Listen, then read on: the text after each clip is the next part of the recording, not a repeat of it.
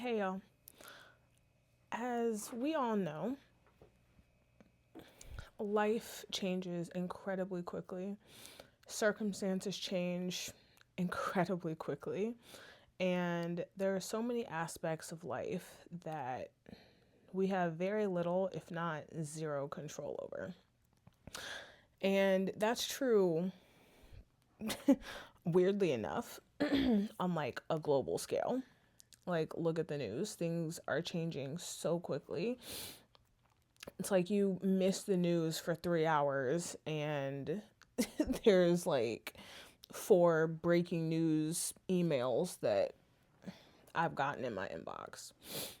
But then also, obviously, for us individually, there's so much in life that can change so quickly. And for myself, I've been thinking about that a lot, personally as well as professionally, and even like spiritually in some ways, because I don't know, this weekend and also the last few weeks have presented some new circumstances that I wasn't necessarily anticipating. And it's testing aspects of my growth, aspects of, things that I learned in therapy. It's testing my mental toolbox, if you will, my emotional toolbox, my level of perseverance and resilience. And so I wanted to talk about that a little bit because I feel like it's one of those things where like when it rains it pours, and I'm grateful that it doesn't feel like it's a hurricane right now, And generally also, I will say that for most things, when presented with unpleasant or uncomfortable, less than ideal circumstances for most aspects of my life, it's not the end of the world for me. There's really only one aspect of my life where like things actually like really, really bother me. But for most other things, I'm okay. But yeah, like I said, it's been a few things. Professionally, work has been a bit of a whirlwind. And while I enjoy my job, like I enjoy what I do, I like the industry I'm in. I even like the company that I'm at in a lot of respects. It's changed really, really significantly. And kind of out of the blue, I've been at this job now for about 2 years. And when I first started, everything was new to me. The industry was new to me. The role was new to me. It almost felt like I got my first big girl job at the ripe old age of 28, even though I had full-time jobs before that. I don't know. There's something about going from being in a hospital to working corporate and working from home, and the difference in like time management and just the way corporate works, using the corporate speak and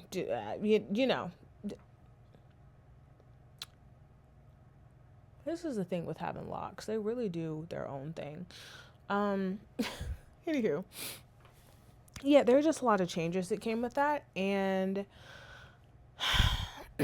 for the majority of the 2 years, not that there haven't been challenges, but it's been a good job. Like I've enjoyed it. It sustained me. It sustained me through my first year and some change of living on my own for the first time and paying big girl bills. Y'all, big girl bills, rent. Uh, $1,800 coming out my account every month, and that's not even including the fees, the trash, the water, the electric, that's before I get groceries every month. Lord have mercy.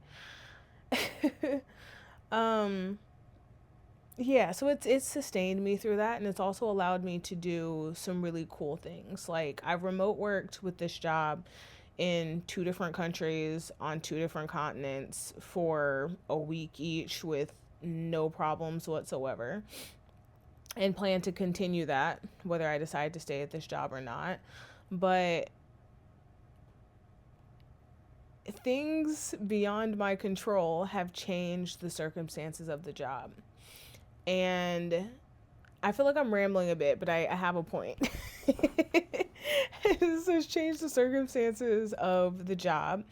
And I don't just think it's me, I think it's a few people. Morale has changed a little bit, and just corporate stuff. So there's that. And then along with that, my pay has changed significantly, not positively. So that's presenting its own challenges. I'm very grateful to be in the place that I'm living now, where it's significantly cheaper than where I was living before. So I have some cushion in that way. And I've also been saving pretty well, also. So, I'm not like stressed about it. I wouldn't be stressed about it anyway, but I'm not stressed about it. And, yeah, also personally, it feels like, you're on this path. I've been in therapy on and off for maybe 6 years now. And there's always certain things have always been a struggle for me.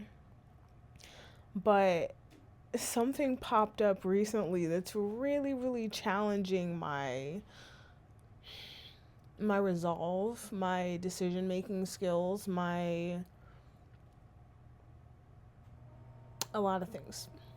A lot of things. My level of self-esteem, crazy enough. My self-confidence, my motivation to keep going through times when I don't feel like going, to say the least.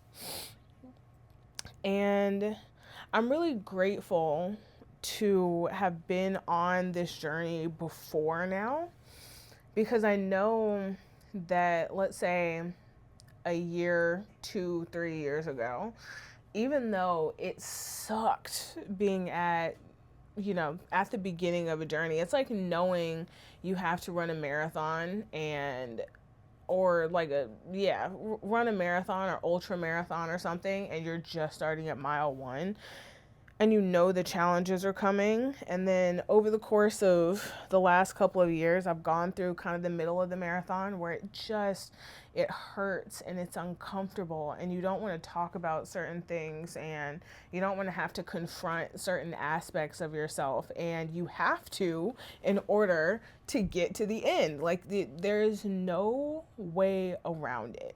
There's no way around it. And now I feel like I'm, not at the finish line, but when you kind of get that second wind and you're like, oh yeah, this is great. And then like a cramp hits and you're like, oh God. I know I only have 5 miles of the ultra marathon left, but my leg is cramping. I feel like I'm dying. I was feeling like I got my second wind, and then it just feels like this huge obstacle presents itself.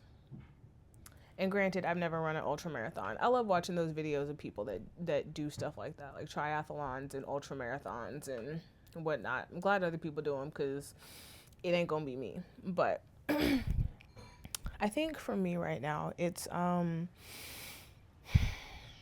really grateful, like I said, that I started when I started. And I think a lot of us, including myself, put off starting because it can seem so daunting knowing that you have to go from the beginning all the way to the end, and the middle just looks terrible. And just it looks grueling, it looks scary, it looks all the things. Yeah. And to be completely honest, like I'm not sure how I'm going to handle these situations. But again, I'm very grateful that I've had the toolbox to be able to pull from when, maybe I'm feeling a little overwhelmed or I'm not quite sure what to do next, or yeah. So, anywho, I don't know. I wanted to reflect on that because while it's a little frustrating, while it's a bit, I feel like I'm in a space of discomfort right now. Um, I do think it's valuable to talk about how I got here to where I'm not overwhelmed, to where I'm not freaking out about what's going to happen next. And yeah, I think it's better to start, like the best time to start might be now. And that can mean whatever it means for you personally.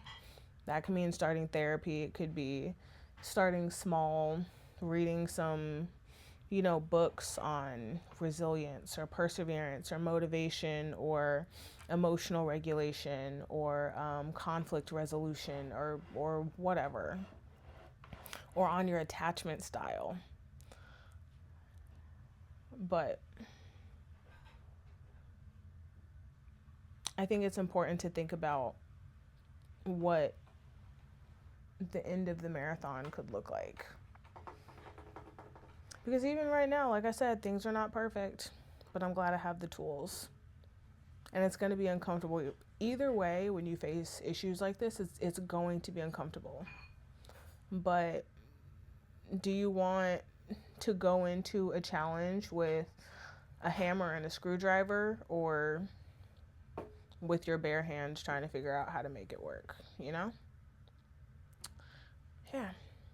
Anywho, just kind of my reflections for the day, I guess. Um, yeah.